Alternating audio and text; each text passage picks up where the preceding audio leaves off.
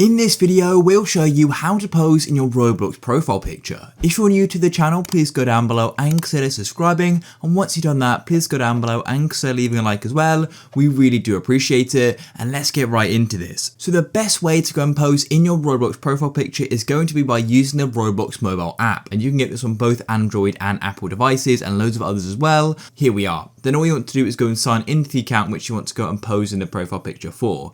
So as you can see at the moment, my profile picture is normal. It's just of the normal Roblox character hat. It's just of the normal Roblox profile head, but let's go and make this a pose. So all you need to do is come to the bottom navigation bar on Roblox and go and tap on your current profile picture, and this is going to go and take you to your current avatar.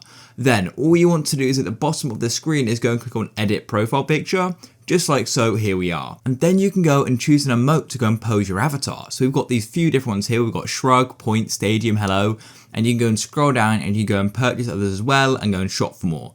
But I'm going to go and tap on stadium, and as you can see, that looks quite cool, but I think I might go for the shrug.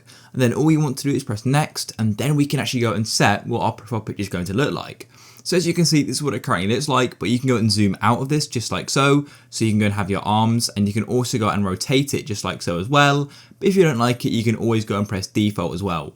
But personally, I'm going to go and zoom out a bit just like this and go and rotate a bit just to make it go and look quite unique. And then I'm going to go and press next. And then you'll be given a preview of your new profile picture, and you can go and view the full avatar as well. And if you're happy with it, all you need to do is go and tap on save. And there we go. As you can see, profile picture changed. If we then go to our homepage on Roblox, as you can see there, it's currently looks like. If I go and drag that and refresh it, it's then going to go update to our new one, and that's it. That's our new profile picture. If you found this video useful, please go down below and consider subscribing. Peace.